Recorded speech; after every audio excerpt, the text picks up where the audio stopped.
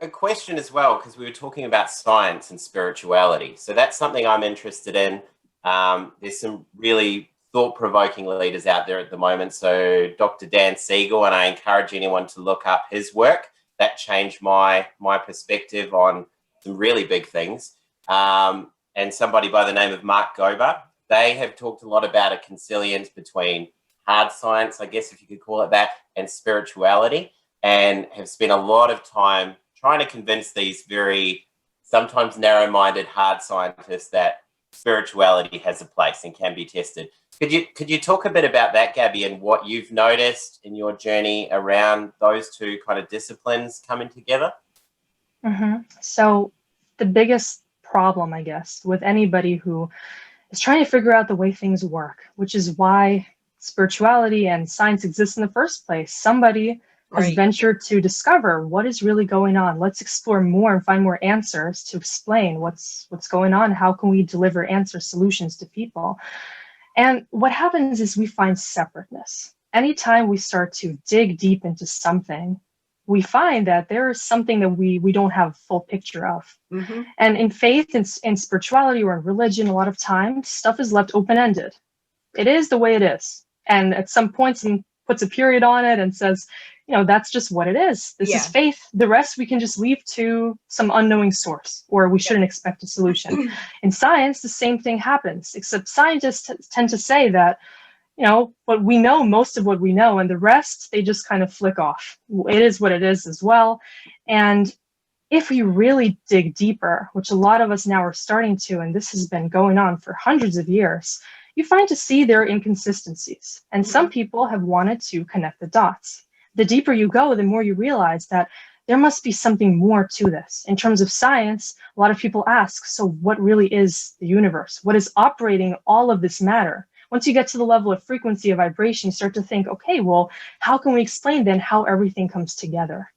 And so this concept of God comes in, and people really ask, what is consciousness? So what I'm now studying, what I've gotten to, is that quantum physics and quantum mechanics is really the bridge between religion or spirituality and science altogether. So the unanswered question between the two is like, what is the commonality? How can we bridge all of the concepts together, and how can we fill in the blanks to understand what is all of it? And how is oneness really a thing that creates this concept of totality in the world? So, and quantum mechanics, this really introduced the idea of consciousness. So this is the center of what I do, what I focus on. And it's the basic explanation for consciousness is the sea of possibilities. It is all the potential, and it's the ground of being. So it connects the dots perfectly, because consciousness explains how everything is interconnected, how energy plays into everything at a distance. This is how everything can work.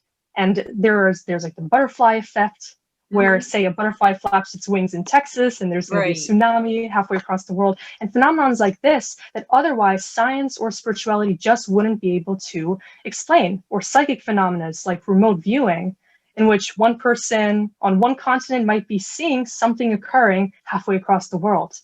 Science just can't explain these things. And instead of shutting the door and saying, you know what, there is no explanation, that ordinary classical physics just couldn't explain. A lot of their laws just dealt with physical matter. This is the way it is, and that's it. And later on, theoretical physicists found that there needs to be another explanation. So when quantum physics came in, it really started weaving everything together.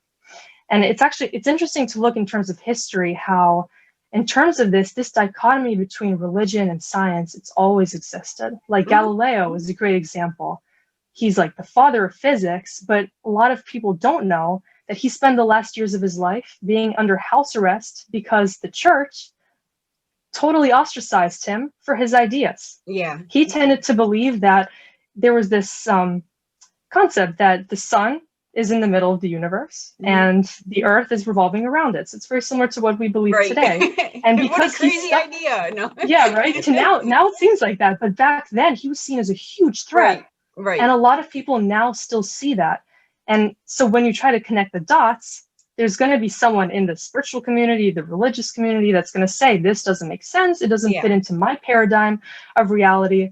But quantum physics is really proposing and has proven how everything is really tangled up in this universe, how things are correlated and cooperate to explain how things didn't make sense before. Yeah. So as we add this to the human being, how we can use quantum physics, it really helps us understand why consciousness and why our control over consciousness can help us achieve what we want in life, how we can heal ourselves, which is what I focus on with my medical degree right now. Yeah.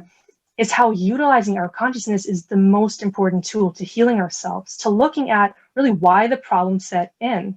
Because since anything that occurred to our consciousness, our personal control of it, can create a problem, it's the same way that we can fix the problem. In the scientific communities, they look at it like there's an issue, we need to solve it or cure it with medications and with treatments like that that don't actually deal with the root.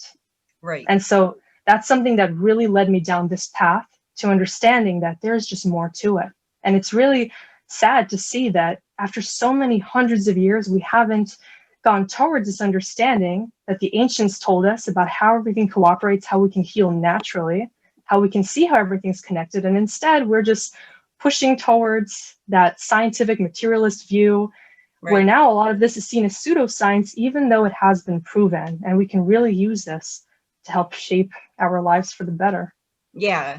No, I do want to back up a minute here because so what is quantum physics? I mean, I've heard the term, but and it sounds to me like it is kind of a science of the unseen, where hard science, if you want to call that, traditional science or whatever, is more studying things that you can see and feel. And is quantum physics and more dealing with the things you can't see and feel? In part, yeah, for sure. Well, because the basic quantum physics comes from the word quanta. Quanta is an indivisible unit of energy. So it's what's at the very basis of all of it. And so quantum physics really looks at how quanta, how that plays into the interconnected mass of everything, of all of energy around us. And so it really, looking at consciousness, we see that this is the substance of which all things are made. It's what everything comes from. And through potentials, and a lot of quantum physics concepts have to do with the fact that there is consciousness playing into everything that exists. And everything that is created comes from that same model of consciousness. So one really good example to look at, which might be interesting for the viewers out there, is something called the double slit experiment. So the double slit experiment. Okay, got it. So this really introduces quantum physics. So imagine you have Just gonna write that down. Sure. He's geeking out. Here we go, have fun. So let's say that we have two walls, right? And there are two slits between them. And you have someone shooting a light through a hole in the wall. And so what you expect to see from the other side are two just beams of light. Ordinary classical science experiment. But what scientists found was that when somebody was observing the slits of light, the whole setup, the particles were moving in a different way. They were being observed as the light beams going through. So you could see the two light beams at the other end of the wall. But when somebody wasn't viewing the experiment, so there was no observer, there was no consciousness there to be a part. So imagine consciousness is like a third party, a presence, seeing the experiment being done. All of a sudden, the wave pattern completely changed. Really? So the light didn't travel like a light. It came out as just a singularity. It was a single beam. So there was no observer. So the response that you'd expect to see from the experiment wasn't actually executed. So this completely blew people's minds. Yeah, it's blowing my mind right now. There you go. So there is no scientific explanation for why this would be. Why what you would expect to see if, you're just shooting light there. It's as if the light has a consciousness of its own and it's interacting with your ability to see it. So this, even though it doesn't mean that a person had to be there, but it's if somehow in the experiment it was seen that a measurement was taken, that's why the end result changed. So, but a lot of times this gets translated to the fact that everything in reality needs to be observed to be created. So it's when at the same time, this goes even deeper with if we expect certain things, that really plays into what is actually going to end up visible in our reality. Exactly. Right. What we choose to see is what is. What we think that is what actually is. Exactly. And so it gets super fascinating with that. Well, and if you even bring it down to a very easy example, because I don't know, I had this dawn on me when I was a kid because I think weird. I mean, I remember being very young when I thought this. And I remember thinking, like, I was looking at some crayons or something, and I'm like, I wonder if these crayons are the same color to other people. Like, it just dawned on me that not everybody sees things the same way. And then, like, for example, and maybe this was why I was thinking of it, because my mom wore glasses. And, like, I'd put her glasses on and walk around the house and stuff, and I couldn't see anything. And so that maybe put the thought in my head that people see things differently. But I think it kind of, so if you can accept that we don't all see things the same, we don't all hear the same things or whatever, then it's not so hard to make that leap that there isn't anything that is absolute. It's all kind of relative to the consciousness, I guess, Exactly. in that moment. So, I mean, because it sounds like such a far-fetched idea, but when you bring it down to the base level like that, and like I say, you can accept something that we all know to be true, it's really not that far-fetched. It's just hard. It's just hard to visualize is all. Right, because we're all kind of living in our own model of reality. Yeah. If we think about how many factors play into what we think we know and what we actually see, it has to do with so many things that make us different from our upbringing, from everything that we've been exposed to individually.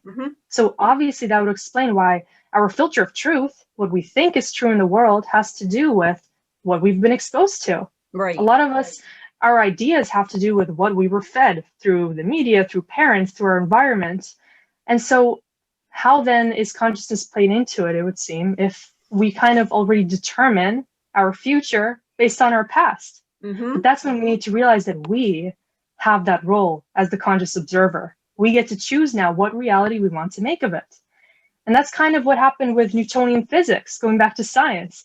Everything was cause and effect based. Yeah, right. And so now quantum mechanics is more saying that everything is manipulable, everything is fluid. And so consciousness adds this whole new standard. Consciousness is like a self-aware mass, the sea of potential. And we are also those potentials. So to realize that is also super liberating. Like we have that choice, and it has to do with the fact that everything changes. And a lot of times our lives change in ways that we can't even explain when we start to change our thoughts. And a lot of people, they just attribute that to random chance, you know, to synchronicities or stuff like that. But that too is part of what you've expected, what you've kind of programmed into your mind, and you start to see that. Right. So I'd say for people who really want to make that leap, who need to start somewhere, just take baby steps with changing how you see the world and feel like you are part of something that needs your control in this positive way. The more you stick to those positive thoughts, you start to do things that make you feel valuable and that helps you bring value to the world, you're actually going to have that chance to bring value into the world. Everything starts to align with your needs and bring you to that higher frequency level. It's kind of like riding a roller coaster where you have that build up, and then after that, really you see the results to everything that you've put into it. That's a big one.